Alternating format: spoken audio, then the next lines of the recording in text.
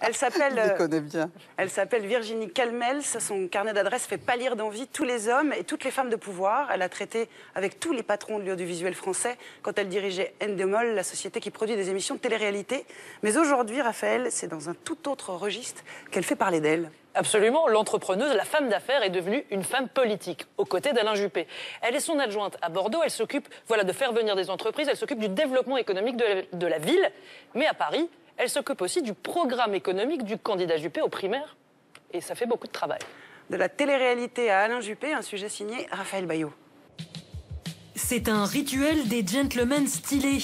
Chaque hiver, le magazine GQ élit ses hommes de l'année, des comédiens, des chanteurs, mais aussi un lauréat moins habitué aux paillettes. J'arrive. Alain Juppé, homme politique de l'année du magazine, il savoure. Je savoure, d'autant que je suis accompagné de stars internationales, de grand écran, de petit écran. L'image est belle.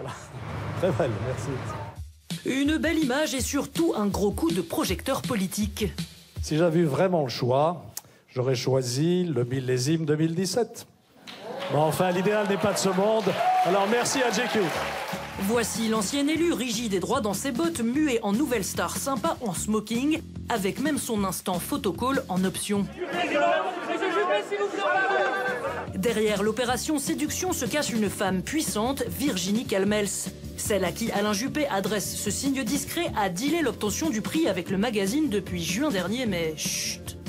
Non mais arrêtez de croire toujours qu'Alain Juppé a besoin de moi. Il a besoin de personne pour être choisi par les médias comme homme politique de l'année. De 2003 à 2012, Virginie Calmels a produit des émissions de télé telles que la Star Academy.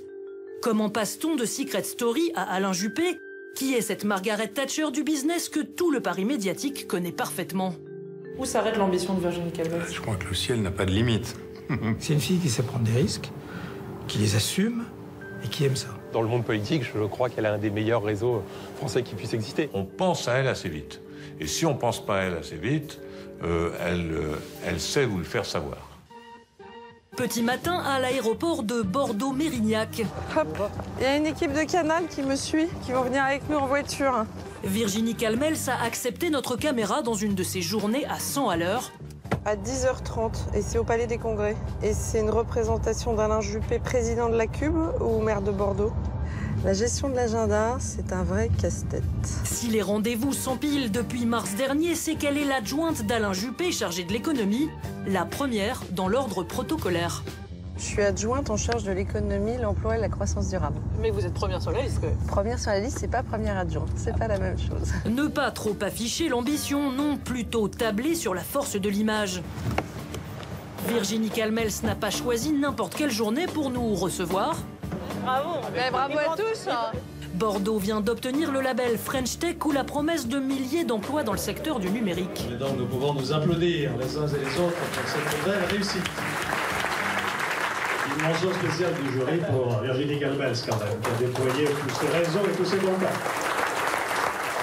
Calmels, indispensable seulement quelques mois après les élections municipales. Pour l'instant, on s'entend très très bien.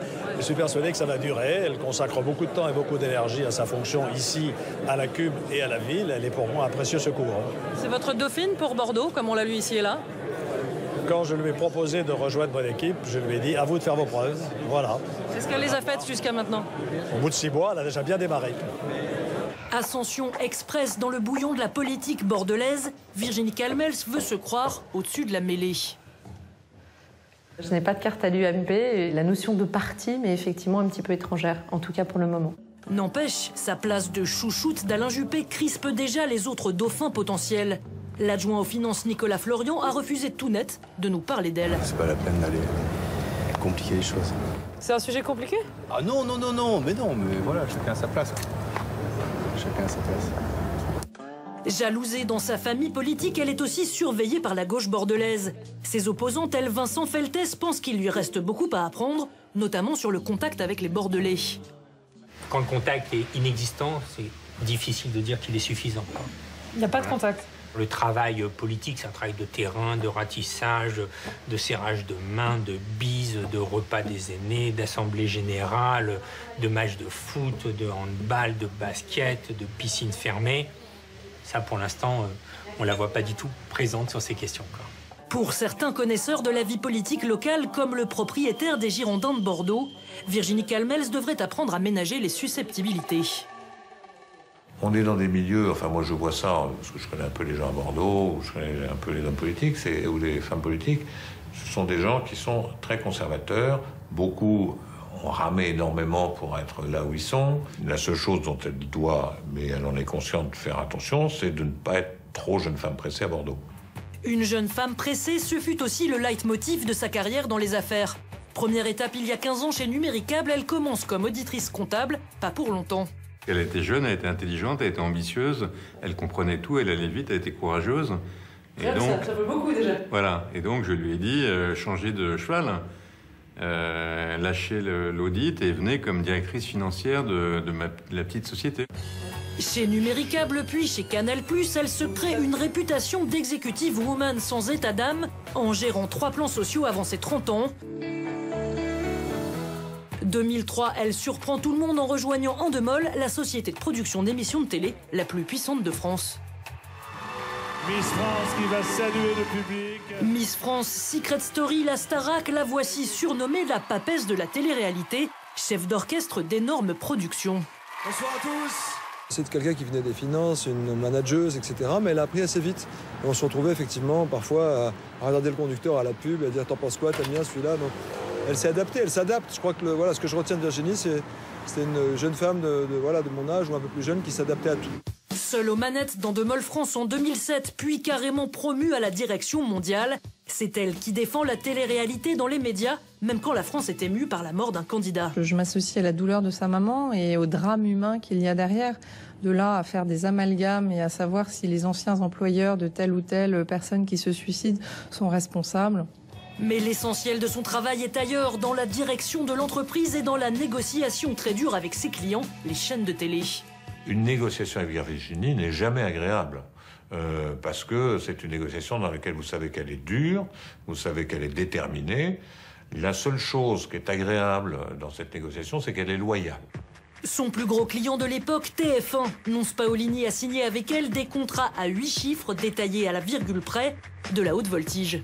Je me souviens d'une négociation où ça s'est terminé très tard dans la nuit avec le directeur juridique qui n'en pouvait plus.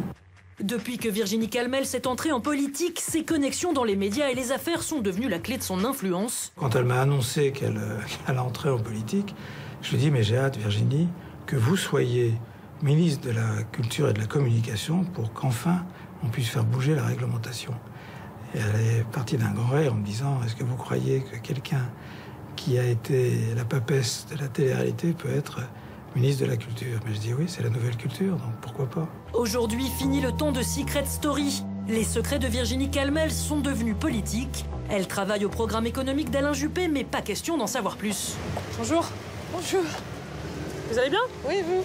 Est-ce que vous pouvez me dire où on est là? Bah écoutez, on est rue de l'Université, voilà. C'est ici qu'Alain Juppé a organisé ses nouveaux bureaux de campagne.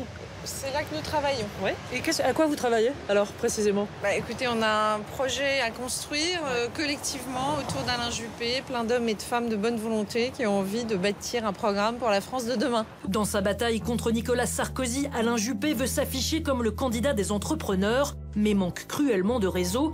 Pour lui, Virginie Calmels fait le relais. Ce serait assez ridicule de dire « Ah bah je connais machin, vous voyez, le name dropping, c'est un truc français que je trouve nul. » On se rend pas compte en fait. Le téléspectateur qui vous connaît pas ne sait pas ça. Bah vous allez lui raconter, puisque vous avez interviewé des gens. Par exemple, elle va bientôt s'arranger pour mettre Xavier Niel sur la route de son champion. Pour elle, c'est facile, elle est l'un des administrateurs du groupe Iliad. Elle veut vous faire venir à Bordeaux, est-ce que vous allez y aller? J'ai promis d'y aller. Et qu'est-ce que vous allez y faire? Voir des entrepreneurs, parce que je crois qu'à Bordeaux, vous avez une scène entrepreneuriale dynamique, et donc c'est d'aller les rencontrer, parler avec eux. Je crois qu'elle a déjà emmené d'autres entrepreneurs avant. Et vous faire rencontrer Alain Juppé? À l'occasion, pourquoi pas. Reste une question à laquelle elle refuse catégoriquement de répondre. Vous avez l'air ému. Oui, un peu. Jusqu'où Virginie Calmels, femme de médias, femme d'image, œuvre-t-elle en coulisses à la transformation d'Alain Juppé? Vous faites la une des Inrecuptibles, vous versez une larme dans les émissions de télé, votre image est transformée. J'ai pas versé de larmes, non, pas du tout. Presque. Non, ça c'est, vous voyez, comme l'exagération se fait vite. Non, j'ai simplement traduit ce que je ressentais au fond de moi. Oui. Voilà. Mais est-ce qu'il faut y voir le travail d'une équipe autour de vous, cette transformation, ce côté peut-être plus humain? Non, tout ça n'est pas fabriqué, c'est naturel et spontané. Il n'y a pas une équipe de communicants qui me disent voilà ce qu'il faut faire, voilà ce qu'il faut dire, voilà la cravate qu'il faut mettre, voilà pourquoi il ne faut pas mettre de cravate. Virginie Calmels, dans tout ça, elle vous conseille? Elle n'a pas conseillé d'enlever la cravate. Alors, allez.